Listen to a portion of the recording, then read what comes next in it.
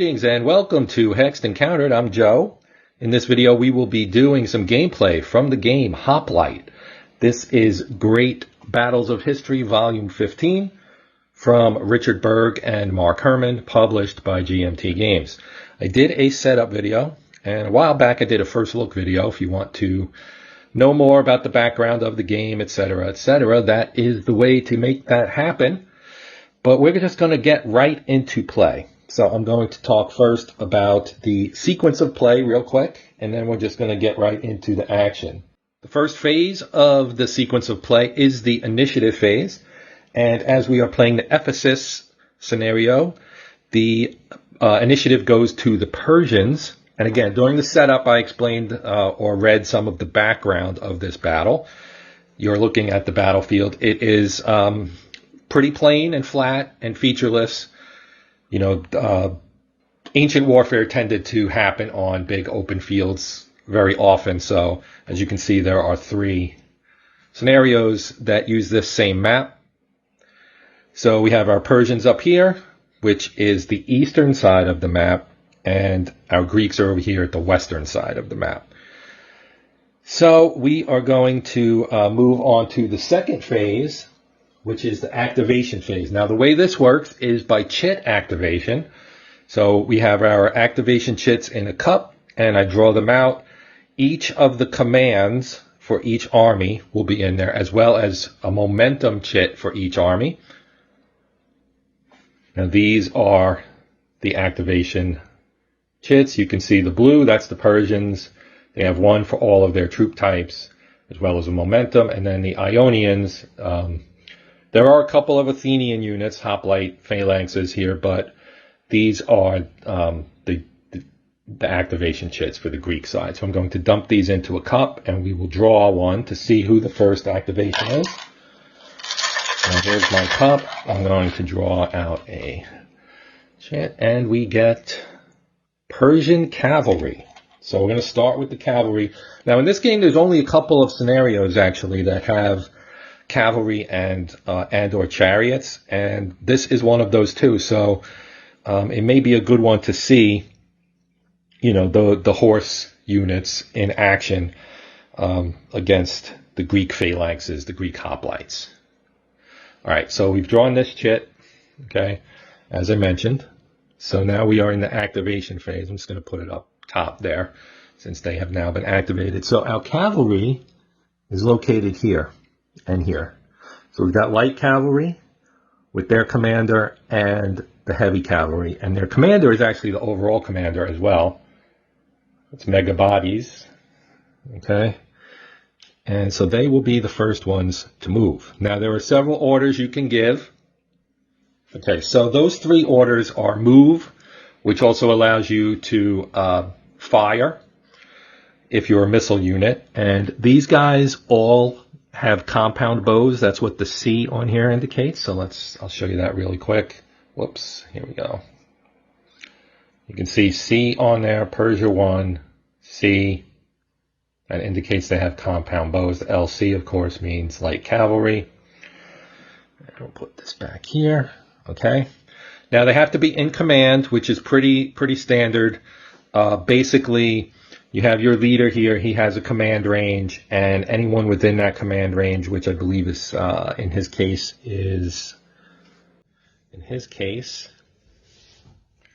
it's a 5. It's that 5 in the lower left. So he has a command range of 5. So he's also the overall commander, but and we'll talk about the differences between overall commanders and formation commanders as we play. His range, I mean, he's commanding the cavalry here, so everybody, well, not everybody, but I get 1, 2, 3, 4. Actually, this whole line is in command automatically. But if you're adjacent to a unit that is in command, you're in command as well. So if his range was, say, 3, it would only reach out to here, but this one would chain to here, and that one would chain to there, so they'd still be in command. And the same up here. So all of the cavalry forces, as you would expect at the beginning of a battle, are in command. So you have your movement, which includes the possibility to do fire and to bring or recover if you're under move fire orders. So that's what that fire order is. That's what that order is called, a move fire order. Then you have attempt to disengage if you're under disengage orders. Nobody's engaged right now. The armies aren't adjacent to each other yet. And then there's a rally order if you are routed. And the command applies to the entire formation. So, for example, if you have a disengage order that you give out, then anyone who's non-engaged can't do anything. On the other hand, if you give a rally order, then units that are routed can attempt to rally, and your non-routed units would then be able to move and fire, but they would be under the conditions for a out of command. They'd be out of command, essentially.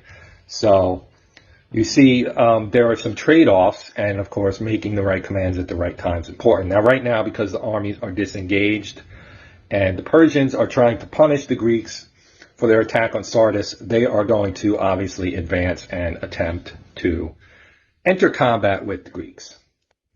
Now the movement allowance is in the bottom right corner.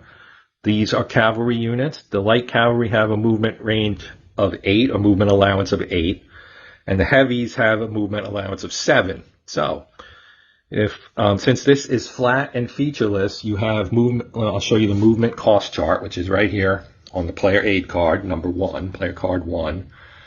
Okay, you've got your terrain type and your movement point cost. This entire map is clear terrain, so it costs 1.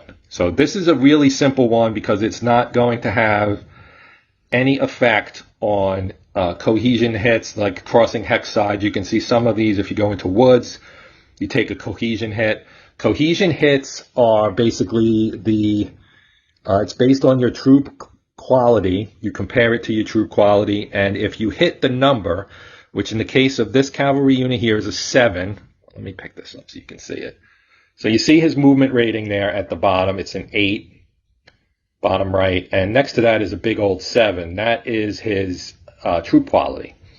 Now, if he gets cohesion hits that exceed that number, he routs.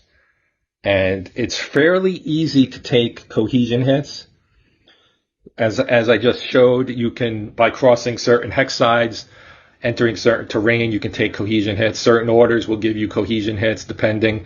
And of course, hitting the enemy and engaging in combat will also cause cohesion hits.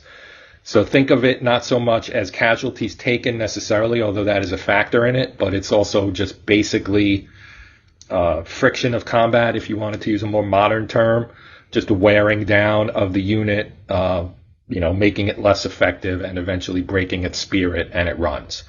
That's how they break. Units break, and then breaking can lead to elimination, which just really means that they become combat ineffective. They're running. They're trying to get out of dodge so that they're not dead. But they're effectively out of the battle. And then a certain number of rout points will lead to a victory for one side and a defeat for the other side. That was mostly explained in the setup video. So again, if you haven't seen that, you might want to check it out. It's relatively short, so it's not too bad of a watch. Okay, so we're going to start moving.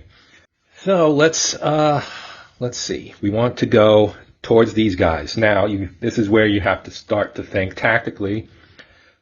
Now, they have some skirmishers, but just a handful. The bulk of their forces are the big hoplite phalanx formations here, right? So we've got 2 from Athens on the end. The rest of these guys are either Ionian or from other smaller Greek city-states. So we're going to move in this direction. And if you look at the troop qualities, we got a 6, a 5, a 5, a 6, a 5, 6, and 6. Okay. Otherwise, they're basically the same. They all have a movement rating of 4. Up here, you've got the more brittle skirmishers who only have a troop quality of 3. Now, your light cavalry, they can't enter shock combat, I believe. I will check that before we get into shock combat. But they are equipped with bows, so they get close enough. They can shoot. And if you wanted to see what's involved in that, I gotta find the right player aid. Might be on the back. Yeah, here's missile range. Okay, so they have composite bows because of the sea. So they can shoot out to 3 hexes, but with a 1, that's pretty hard to hit, right? You have a very low, there's a 10-sided die that we use in this game. It's right here. And a 0 in this case is a 0, not a 10. So it runs 0 to 9. So they have a 20% chance, I guess, of hitting. And you can see the simple bow, which is a B. I don't think we have any of those in this scenario. They can only hit out to 2. Javelins are only good from up close and personal, as are slings. Okay, but there are die roll additions and subtractions here, and you can also end up with a missile low, which is basically low ammo. Now that can be fixed, and you can also go missile no, which means you have no ammo left. All right, but we're putting the cart before the horse here, and we haven't even gotten to the chariots yet. So let's move. So there's another thing you can do called harass and disrupt, I think, H and D, where if you're within range of them, you don't even really move. You just kind of run in, hit them, and run back out. I don't think we can do that because we're too far away. 1, 2, 3, 4, 5, 6, 7, 8. Well, we actually we can't because that's his full motion, but we can get up close to the skirmisher here. Okay, quick clarification. It is harassment and dispersal is H and D, and you have to be within 3 hexes if you're like cavalry. Peltast or skirmisher has to be within 2 hexes of, but not adjacent to the target unit.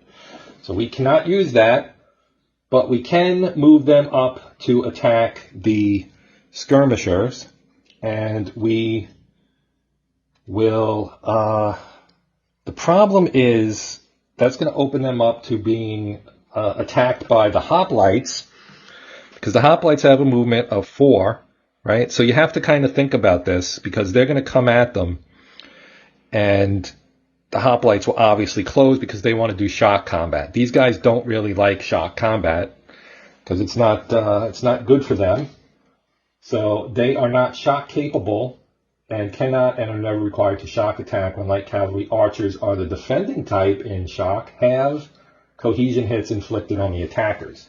So defensively they're kind of mincemeat for these hoplites if they get close enough to shock attack, which makes sense.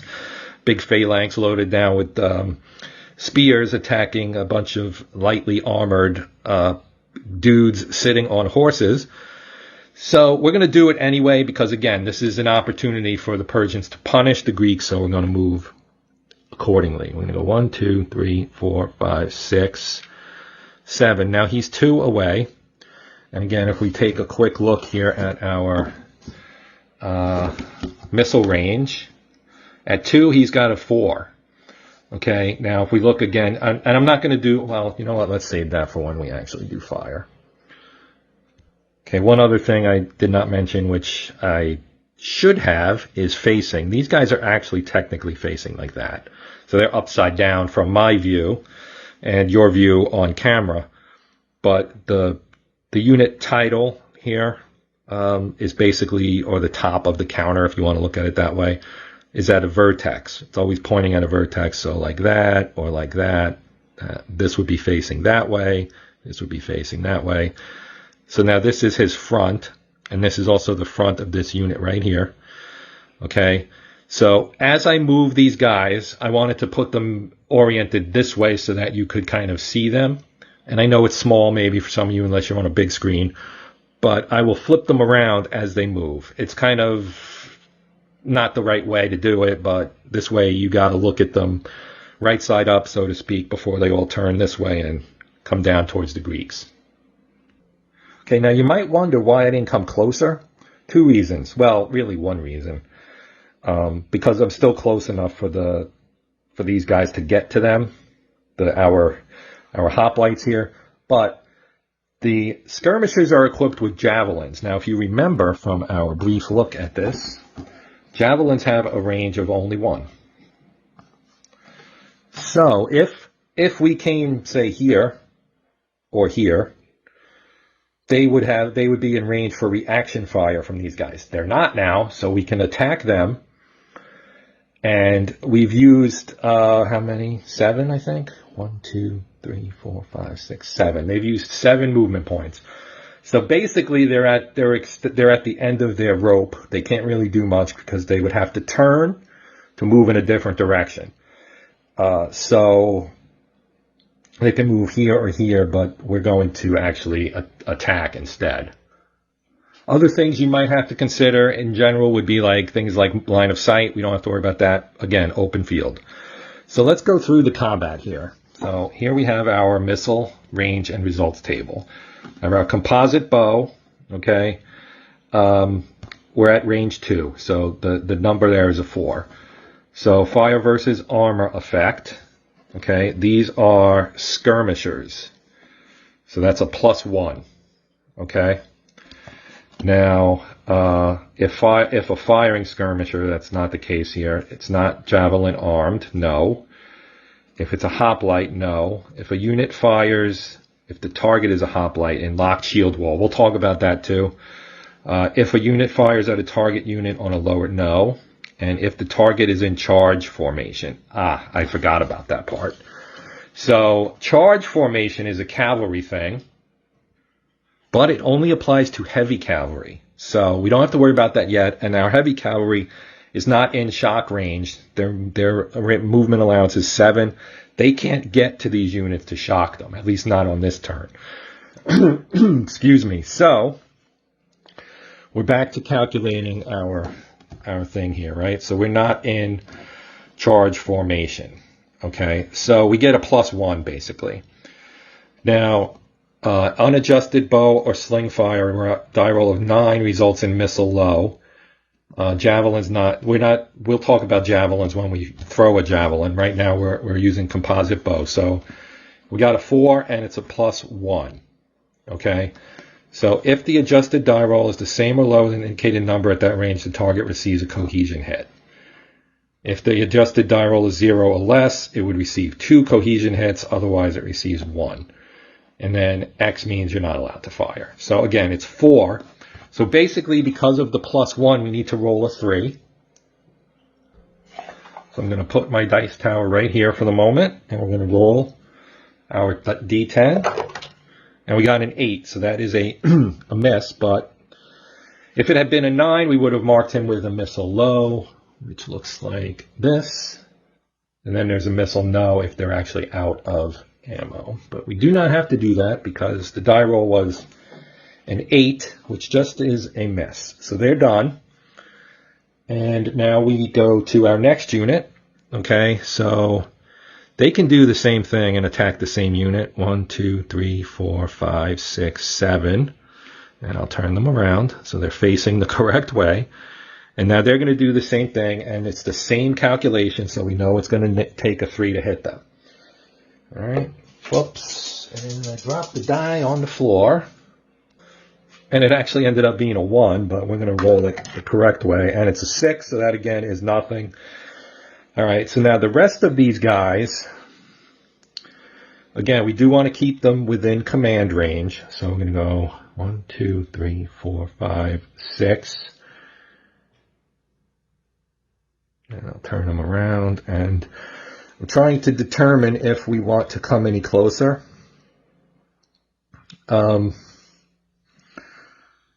Because if we came here, 1, 2, 3, which we would need a 1, so that means we need a 0. So let's roll and see if we get a 0. And we did.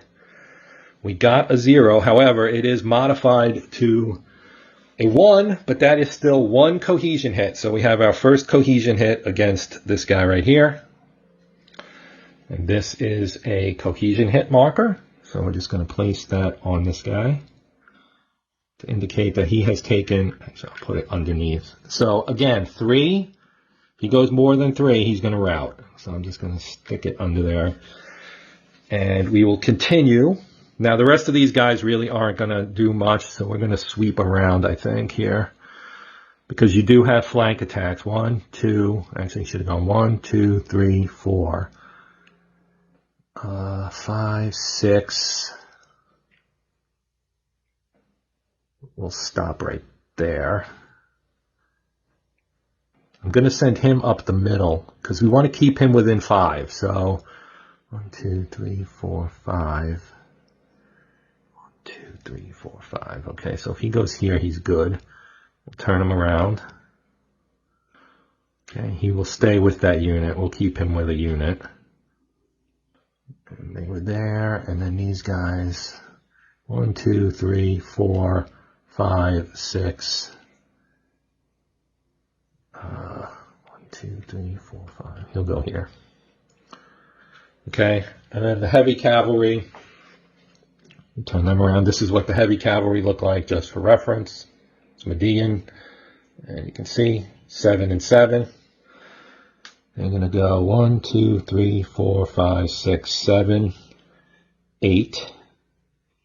And then their friends will go down 1, 2, 3, 4, 5, 6, 7, 8. Okay. So that ends their activation. And we move on to drawing another chit from the cup. There is no shock combat, okay, so that would be next in the sequence here, because that comes after. You do your orders phase, then shock if you have shock. And when shock is a whole big kind of involved thing, it is the meat and potatoes of the game. It is the main type of combat, I would say. The missile stuff. Yes, you can do damage, but it's more of a kind of harassing type of thing. The shock is where you can really hammer the opponent or get hammered yourself. So let's draw another chit.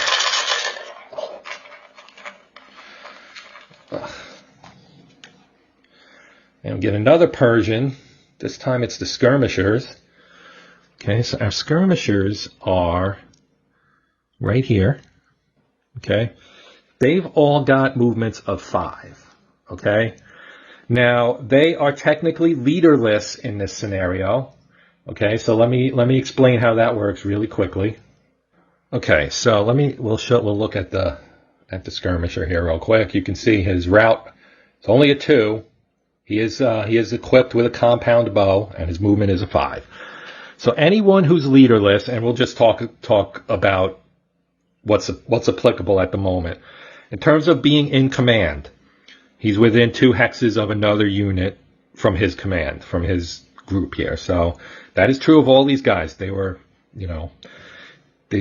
set out here in that manner for obvious reasons. So we're just going to move up. 1, 2, 3, 4, 5. Okay. So now they're actually within range of the overall commander, which is important for some other stuff.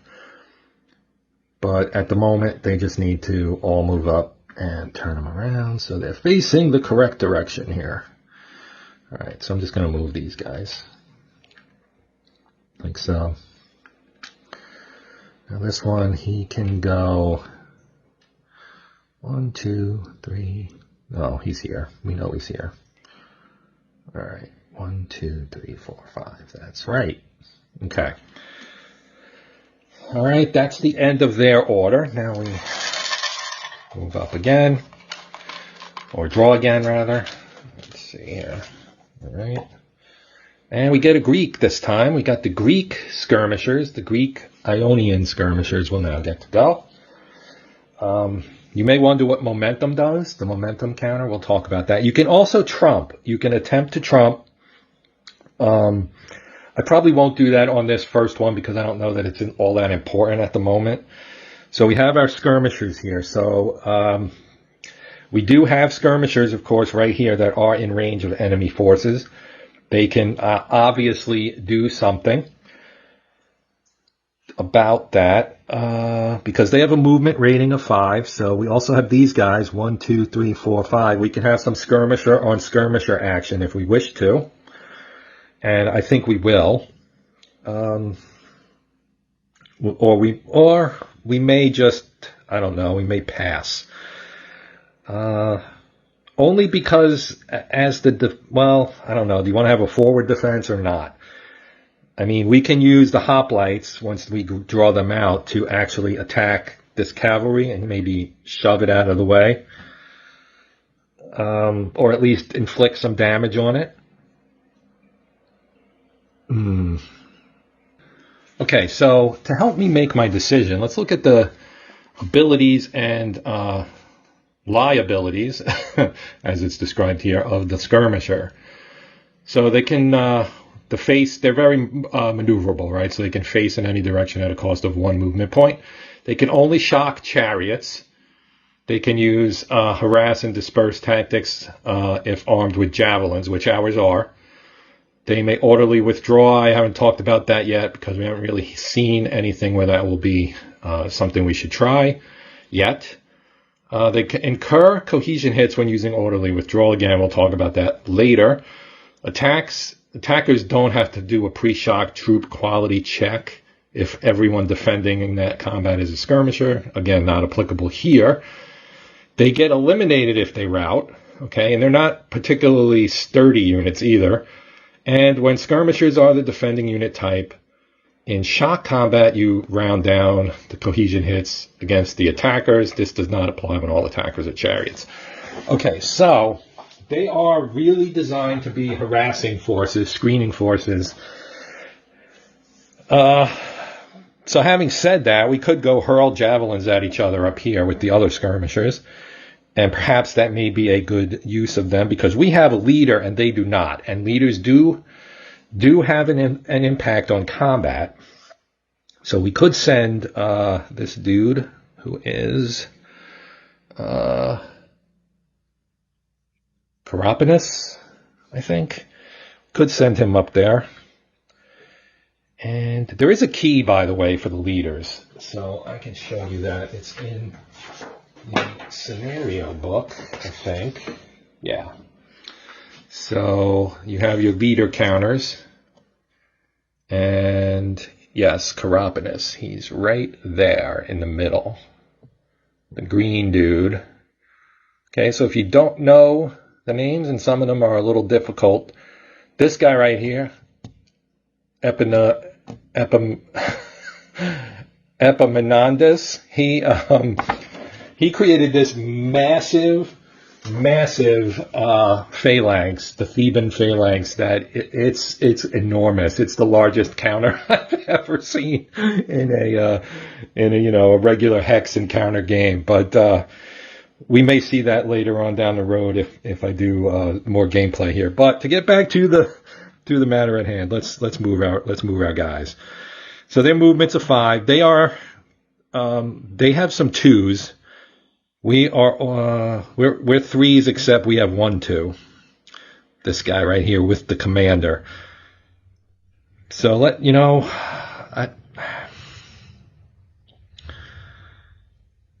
I think what we're going to do is we're going to we can maybe do an H&D here.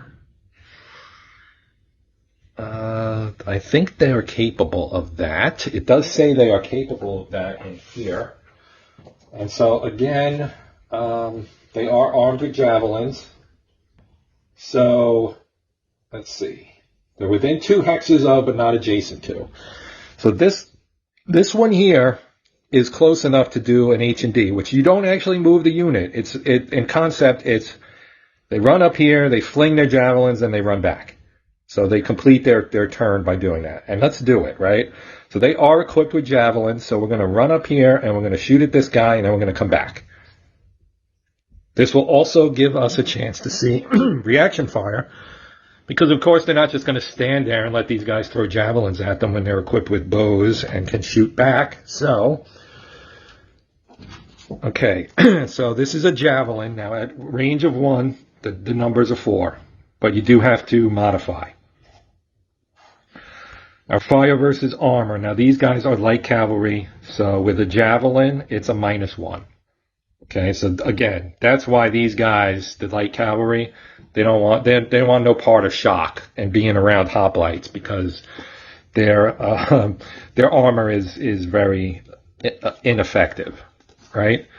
They're not in woods. Firing skirmisher, archer, or slinger, that's not the case. They are not light cavalry. They're not hoplites. That's not, and none of these apply. Okay? So the only one that applies is the armor. So they get a -1. So basically, if they roll a 5, they get a 1 hit. And if they roll a 1, that would mod down to a 0. So a 0 or 1 would be 2 cohesion hits. So that's why it's worth it to do this. So we'll do that. And then, of course, we also have the reaction fire to handle as well. And actually, because this is what's called an entry reaction, because they're entering its front hex, these two are its front hexes, they get to fire first. So we know that their number is a +1 from before, okay? But this time we're going to be at a 6, okay? So again, if it's at a, okay, so the 2 hits only apply for the composite bow. So forget what I said a second ago, all right? But they can, if they roll a 0 or less, they would give two cohesion hits to this unit, which would actually put it at 3, and that's dangerous. So let's see. I think none of these apply here. None of these apply.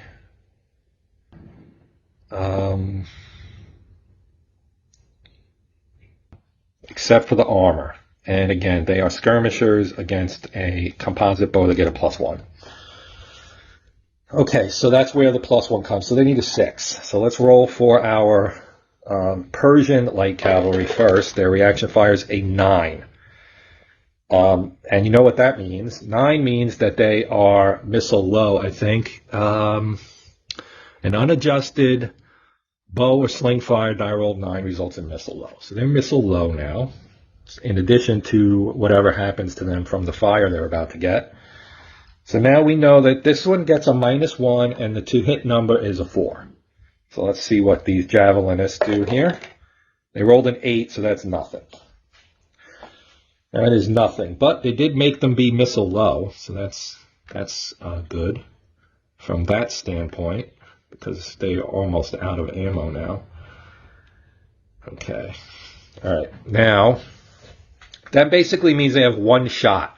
So the next time they fire, they will be out of ammo, essentially. Okay, so now the rest of these guys, we can't do any H and D because nobody else is within close enough range of 2 hexes in their case.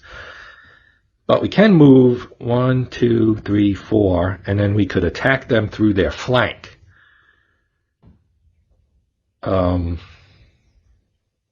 Which might be worth doing, perhaps. Let's do it. Let's do it. We want fighting, right? 1, 2, 3, 4. Okay, so now they are coming in.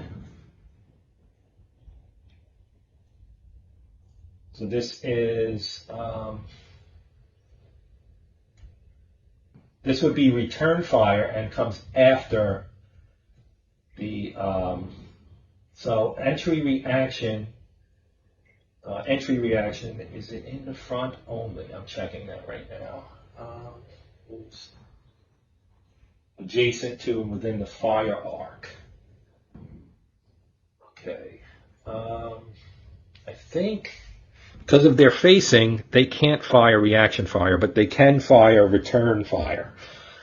Okay, so that means they fire second in this case. So now we've got a situation where this is still javelin, and we know we get a -1. Okay, we also have a leader present. But in this case, that really doesn't matter. Their effectiveness is really tied more to shock combat. So we do have missile combat here. And so they're going to fire, and we'll just roll our die again. We know we need a 4, which in this case is actually a 5 because we get a +1 from the bad armor on the cavalry here. And we got a 2. So the 2 actually becomes a 1. Not that that matters, but they do get a hit. So I will put that on in a moment. Now they will fire back, and this will make them missile no. Okay, so again, the range is 1, so our number's a 6. They do get a +1 on the die roll because of it being, their armor being a +1. And it's a 3 + 1 is 4, so they also get 1 hit. So both get 1 hit, and he gets missile no. Now I will grab the updated, or I'll grab 2 more cohesion hits and apply those, and then we'll move on to moving these guys as well. Now, just to quickly mention, I could have used orderly withdrawal with this guy to get him out of the range, but I felt it was better to show reaction fire and all that good stuff. I did put the 1 cohesion hit under both of those units. These guys will now move 1, 2, 3, and 1, 2, 3. Okay, so we'll just move them there. And we'll move on to our next movement. And we've got our Persian light infantry this time. So that's this line up here. They have movement of 5. So they're not going to be able to move into combat, but they can move up 5. So they'll just do that. 1, 2, 3, 4, 5. Turn them around. Actually, we don't want to unbalance too much here. We'll just go straight ahead. 1, 2, 3, 4, 5. So I'm just going to flip them over and just move them all up the same amount.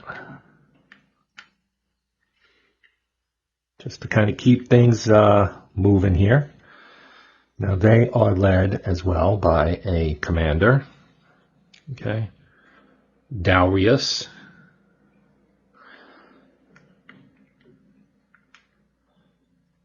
All right, now there is a stacking rule. You can't have more than 1 unit in a hex. So what that means is that this guy is going to end up behind his mates, at least for the moment. Or I guess I could have moved over 1 more and made room for him, so let's just do that. I think this would have worked. If not, oh well, it's not that big of a deal in my opinion. But let's keep our line together if possible. All right. Next chit, there's only a few left. And it's, again, Persia momentum. Okay, so momentum gives us the ability to choose what we want to activate. So we can activate more than one. We can activate one thing twice, basically, is what that means. So this would be a good opportunity for me to take my my cavalry, excuse me, and move them to make things a little difficult on the hoplites, which are the main issue here. Okay, so let's do that. So let's make our cavalry attack the hoplites. So the hoplites, of course, are the title unit for the game, so they're obviously very important. And what we're going to do is we're going to take our cavalry and we're going to kind of swing around, right, and try and hit them in the flank and the rear. Now, it doesn't really matter in terms of angle of attack, so to speak, for missile fire, because as you can see here on our attack chart, there's no mention in here of being behind them or next to them or whatever. It's just if they're in locked shield wall formation, which none of our hoplites are, okay, then you'd actually add a 2 to the die roll. But that's not the case. And nobody's in charge, and none of these would matter. Now, hoplite phalanx against a composite bow adds a +2 anyway. So then you might say, well, why even try? But if we get close enough, and actually we can do a hit, we can do an H&D with this guy because he's within 3 of this unit. 1, 2, 3. 1, 2, 3. Or this one as well. And this one, that guy is out of missiles. Okay? So you may wonder what happens when you're out of missiles, and maybe we should address that right now since we're activating this unit again. So basically, any unit, and this is right from the rules, you've got a missile reload rule right there at the bottom, 7.17. Any friendly missile low or missile no unit that is not engaged and not within missile range and line of sight of a non-engaged enemy unit that is not itself missile no may remove its missile low no marker during the reload segment, which is at the end of the turn, of the route remove, replace, and reload phase, bringing it up to full missile capability. Okay. So the key thing is the route reload and rally phase happens after everybody has been activated. That is not the case. We have 3 activation chits remaining in the cup. We have our hoplites, we have our chariots, and we have the Greek momentum. Those are the 3 that are left. All right, so we know he can't reload, but that doesn't mean he can't move and get himself out of there. So we can do that. Now, he can't fire, so that means that he can move. And luckily for him, movement and fire are both part of the move/fire order, which is what this formation has right now. Okay, so let us take care of this here. Now, we do want to, as I said, I think, we want to make the hoplites, keep them distracted, I guess, because, again, they can move forward. And they want to close and use their force against the Persians as well. The best defense in this case probably being an offense, because this is the strongest unit on the map in terms of just pure power. They have relatively high route numbers, which are higher than any of the Persians, I think. Only the cavalry really can compare with them in terms of, well, cavalry and some of the chariots, but those are 2 of the weaker Persian units. So the Persians are more, well, I guess they do have some 5s in the light infantry as well. Oh, there's a 6 too right here. So they do have some decent ones, but these over here, these are weak. The Sardis infantry, there are 4 Sardis infantry there, and they are all relatively weak. Okay, so let's get back to business here. I'm sorry I'm rambling so much, but I like to keep the whole picture in mind while I'm playing. Especially since I'm playing both sides and I have to know, how everything relates from both sides of the equation here. So let's move. He's got a movement of 8, so we can do whatever we want here. 1, 2, 3, 4, 5, 6.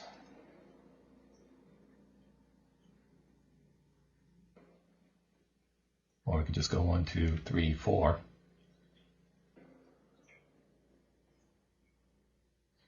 So let's do that. We'll go 1, 2, 3, 4, and then we'll turn, which costs 1, I think, if I remember correctly.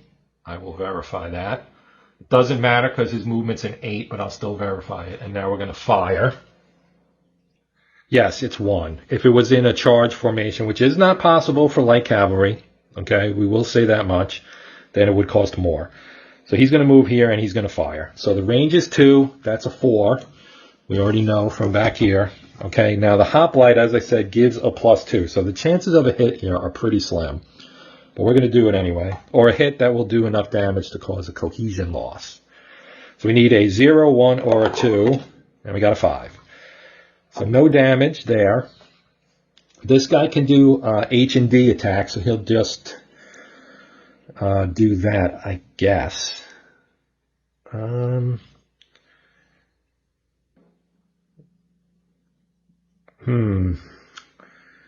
don't know. Maybe he won't. Maybe this guy's going to go 1, 2, 3, 4, 5, 6, 7, and pivot this way. Okay. And now he'll do the same thing. We'll fire again. We know the number. It's a 4. So a 4 would normally be good, but he needs a 2 because of the armor of the hoplites. So these 2 are now done. Now up here, and they have to be within 5. So I'm going to have to move this guy too to make sure that we keep everybody in command. So I think we're going to. Let's do a charge for the heavies. I think they can do it. They have a 7. 1, 2, 3, 4, 5. Plus, I think it's 2. So that would be 7 if they did that. And then we could do some shock as well. So you can see shock combat. But for now, let's do the H&D for these guys right here. So it's again the same numbers. So we need a 2. We got a 4. And then this guy also got a 4. Now this one we want to move out. Okay, so we can also do reaction fire by our javelinists here, I believe. Okay, one thing, this is incorrect. Since they were firing at these guys, they would actually be turned this way.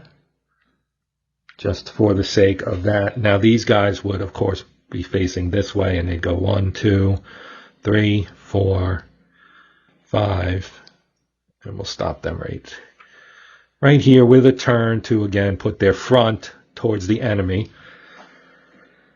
Okay, they could do withdraw fire, so, I think it's a retire reaction, technically. So that's whenever an unrouted unit leaves a hex adjacent to and within the fire arc of an enemy missile unit and enters a non-adjacent hex, the missile unit, if it has, it does not have a range of 2 hexes, so they can't fire, which is fine. But these are the things you have to check until you're really familiar with the system, and this system is different from the other games. There's some differences. It's actually a little bit simpler, in my opinion, than some of the other Great Battles of History games, because of the scale of the battles, except for one of them, Plataea, and the units that are fighting, I guess. All right, let's do a heavy cavalry shock, and then I'm going to move my leaders. Okay, so this is going to be fun. Okay. All right, so it costs 4 movement points. This is why I review the rules before I do stuff.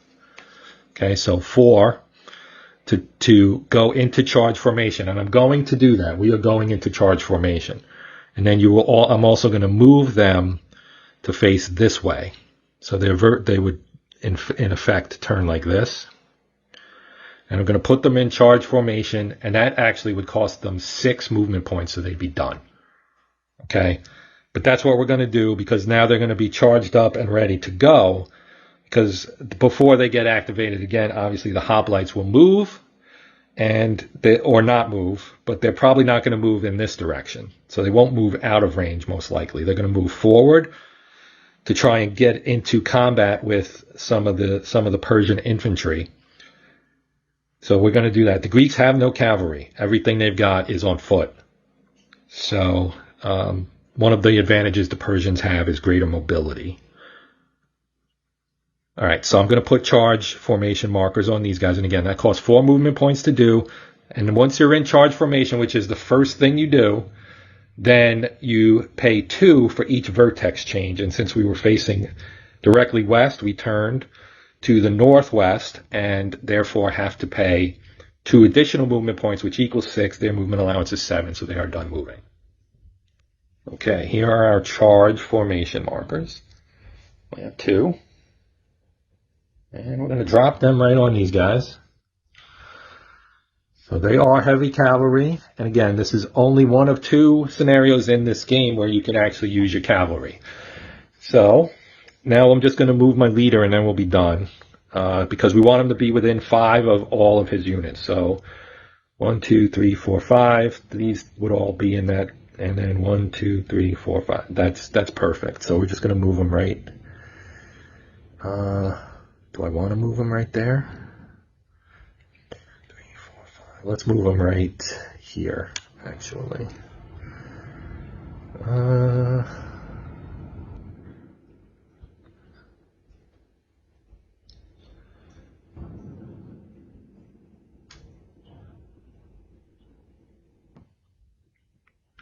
Yeah, I want to leave the line open for them to right through there.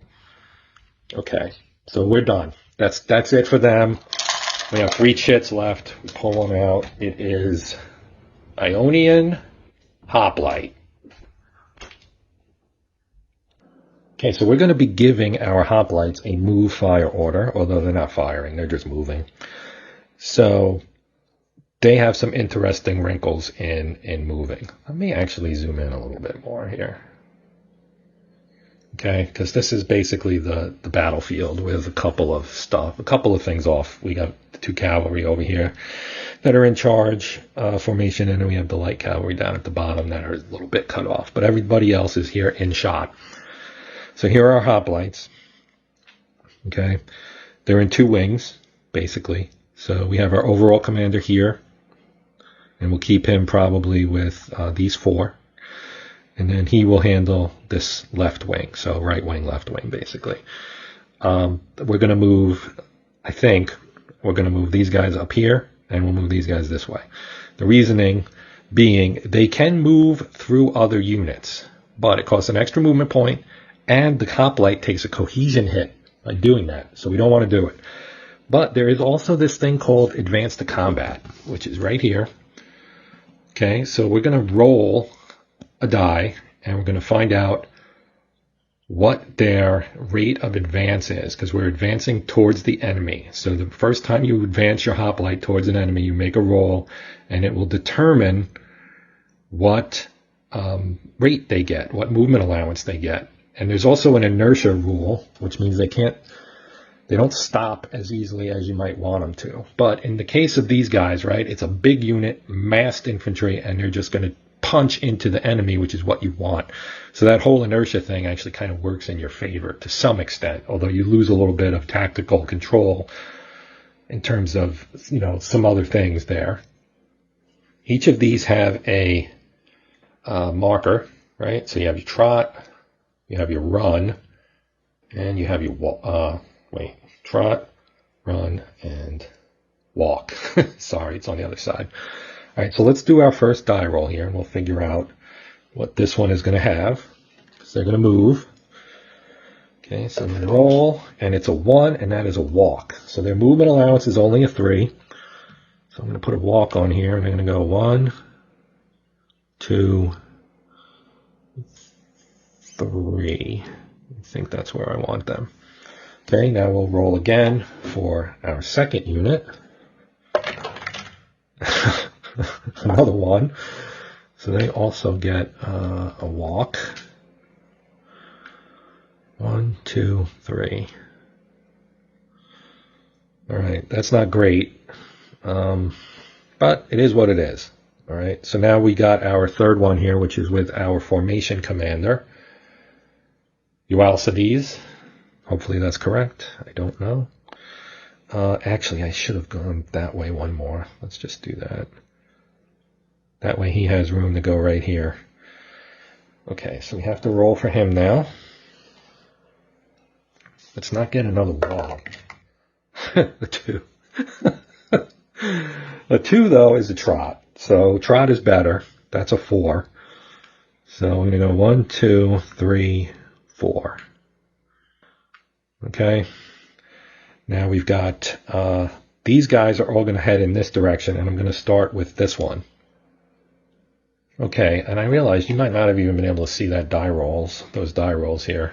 So I'm going to go with the Athens first, and we're going to roll for that one. 7, and a 7 is a run. I believe it is. Okay, so that's this guy right here. I'm going to put run on here. That means his movement allowance is a 5. Now, we move here, and we get our first opportunity to see orderly withdrawal. Now, technically, the rule for this scenario is that the Persians never move towards their own map edge, because, at least not without being routed, because of the belief, I guess, that they would have been driving towards the Greeks. You know, they're angry, they want to attack, they're not going to run away. However, this is a light cavalry and a commander, and it would not be in their best interest to stand there and get run over by a hoplite phalanx. So they're going to do an orderly withdrawal. So the interesting thing here is that they can do what's called a cavalry command withdrawal and move all their in-command units, and everybody right now is in command, so they could all back up 1. Because the way this works is you look at the movement rating, and it's a hoplite, and its movement is a 5. And, well, I'm sorry, this is cavalry movement is a 5. The hoplite's a 4. So the difference, of course, is 1. They can move 1 hex. Okay? So if we were to do that, everybody backs up 1 hex. So we're going to do that. Everybody will withdraw away from the unit by 1 hex. So they're going to go, a light cavalry would move 1 back each. And I don't think the facing changes.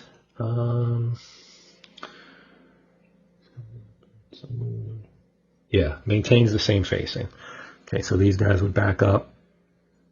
These guys would back up. This guy would back up. This guy would back up. This guy would back up. Right? Now, the problem here now becomes that these light cavalry are now out of command. They're all shot, but they're also out of command. And if I zoom out a little bit, you can see them again. They're now out of command. Okay? Now, he had only moved 1.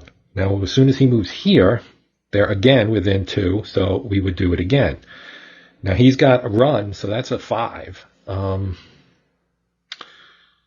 Which actually makes me wonder if they can even do this.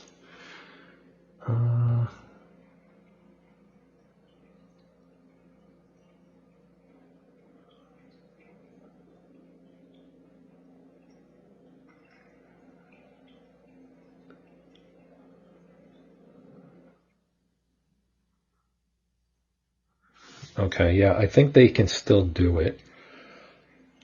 Because his movement was a 5, and he moved here, which left him with 4. Theirs was a 5, and they moved back. But they expend 2. So it's now 3 and 3. I think they're not allowed to run anymore. In which case, 1, 2, 3, he gets here.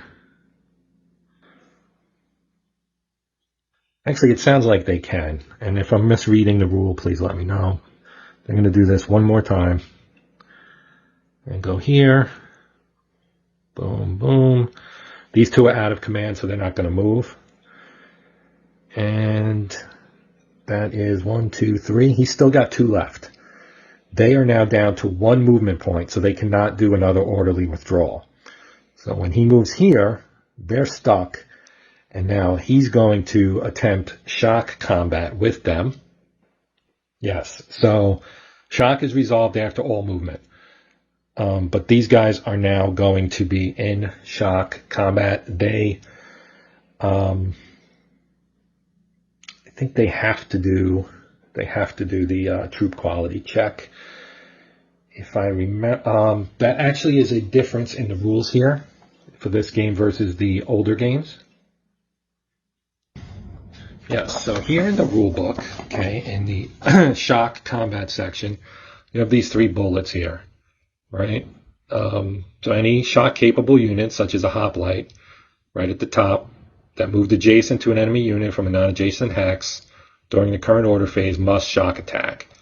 Okay, so you place a shock no TQ check, so they don't have to do the TQ check. Okay. And then if it's an activated one that's engaged, they also have to shock, but no shock, no TQ check. Okay. And they didn't change facing, so they don't, in the top bullet. But down here, okay, right here, play note, this procedure differs from most of the earlier games in the series. Attackers that must shock bullets 1 and 2 do not make a pre-shock resolution TQ check. They are already committed. Units that have the option to attack do make the check, so they don't have to make the check. Now, I'm putting the cart ahead of the horse again, because we're not at that stage yet. But once we get there, we'll see that in action. All right. Okay, so let's move this guy now. So we'll do our check. We rolled a 2, which of course is a trot. Let me find a trot marker. They're close enough in color that they're hard for me to tell apart. 1, 2, 3.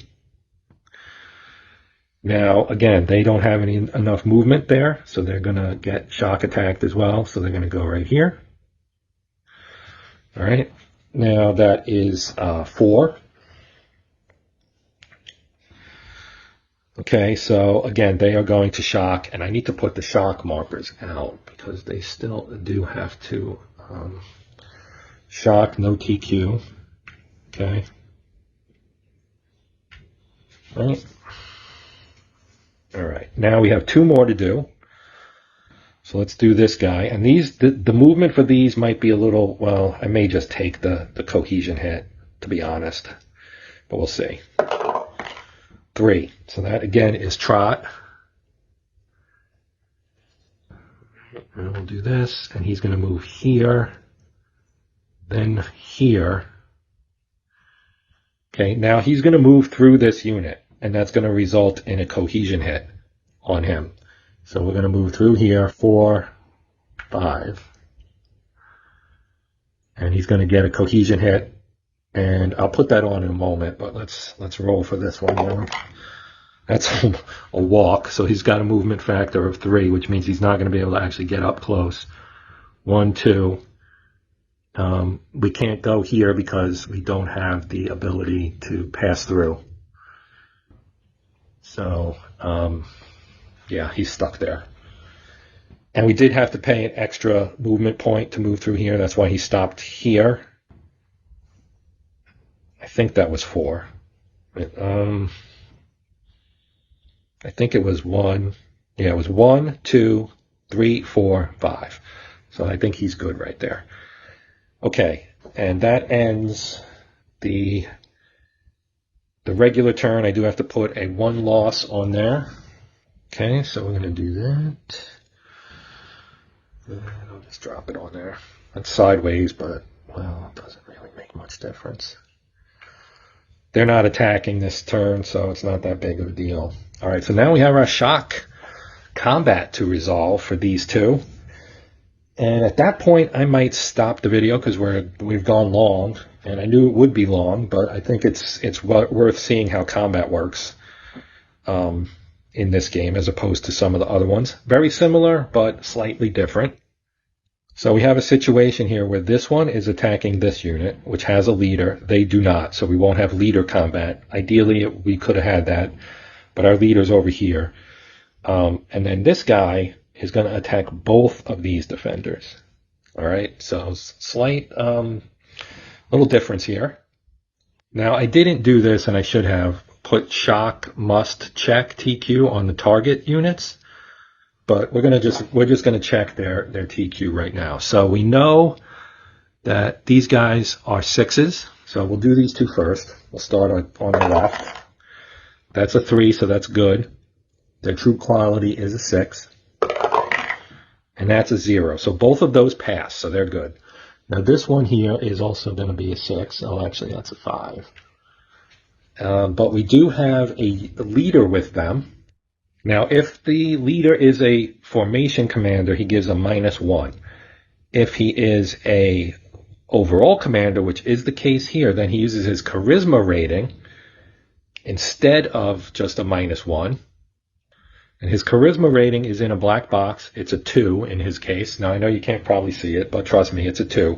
So he gets a -2. And again, their TQ is a 5. So anything 7 or less will work. And they rolled an 8. So they take a cohesion hit of the difference between the die roll. I'm going to leave this here. The die roll and their TQ. So they take 1 cohesion hit. And we apply that. I'll just stick it on top for now. Okay, so now we move on. After that, we go to the next step. Okay, there's no personal combat, so we don't have to worry about leaders. Or actually, no, well, we don't have 2 leaders, so there's no personal combat, but the leader is involved in the combat. So in that case, you roll a die, and if it's a 0, he becomes wounded. So we'll roll here, and it's not a 0, so Megabates is not injured, so we don't have to worry about that. So next we do the comparative weapon system chart, which is here, and we have hoplites attacking light cavalry, and that's 11. That's a big number column. Okay, so that's bad for the defenders. Okay, now the number is the shock CRT column to be used, and LC line archers cannot shock attack. Well, they're the defenders.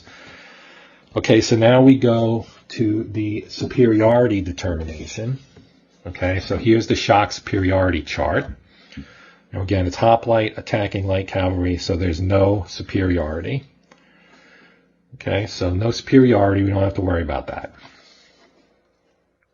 All right, and so we come over here. Now we have possible column adjustments.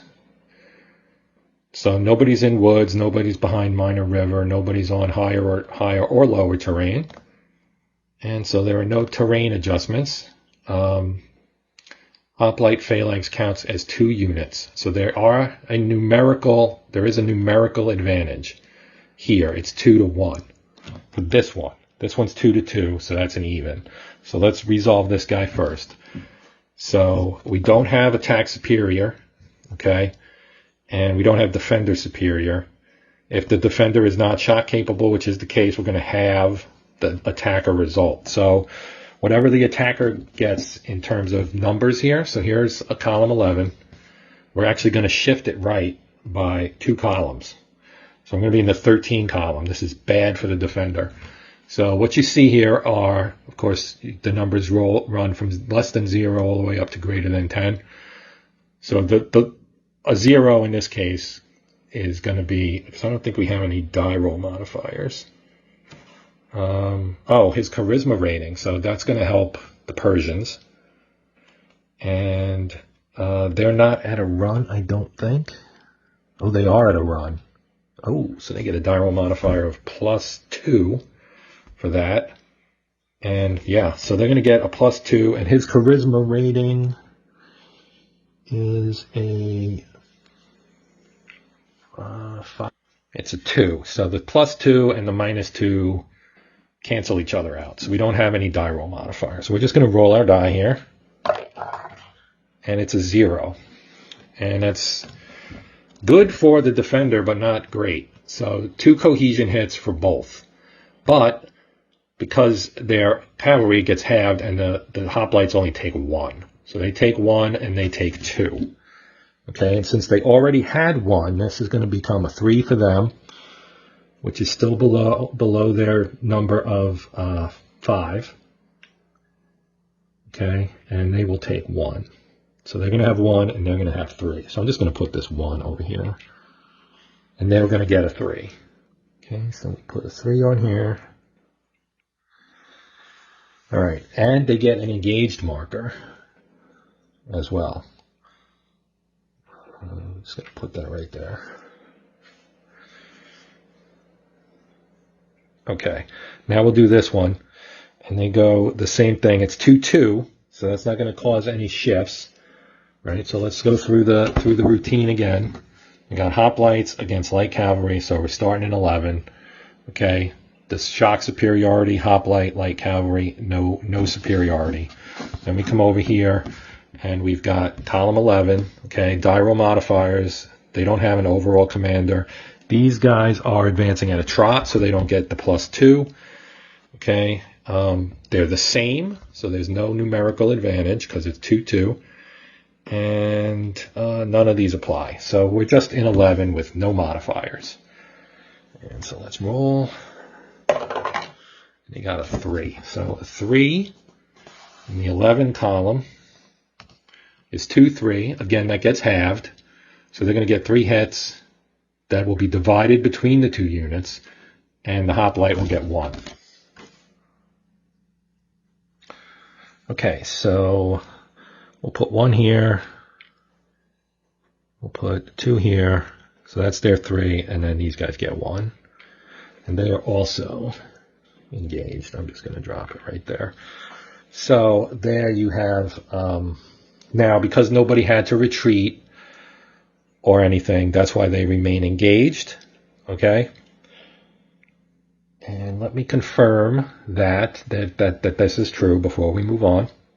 Yes, that is correct. You have to be 1 less than your TQ to need a check, and you may rout if you fail it, or if you hit your route number, you rout. So nobody routed. These guys are 2 less than their number. And because of that, you're supposed to put an engaged on all the units. I just did. I mean, I did 3 here and 2 here, but it's fine because I'm just doing this as an example.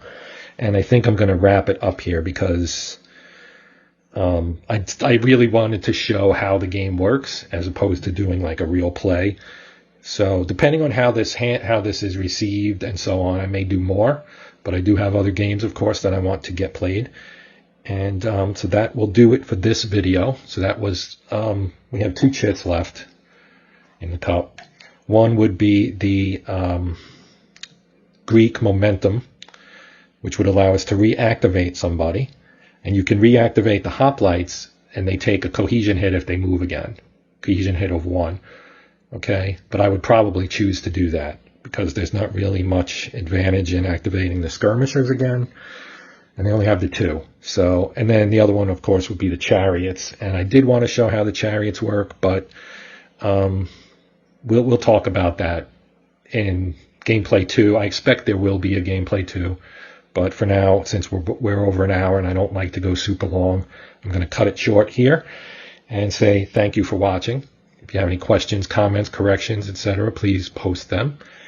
But otherwise, like I said, thank you for watching. Please consider liking, sharing, and or subscribing. If you are already a subscriber, I appreciate the support. And likewise, if you share or like, I will also appreciate that support. Thank you very much. But that's it for this one. I hope you found it useful, and we'll come back to see part 2 and any other videos that may be coming down the pipeline in the future, of which there will be hopefully many. That's it for now. I'm Joe. This is Hexed Encountered. And until next time, as always, happy gaming.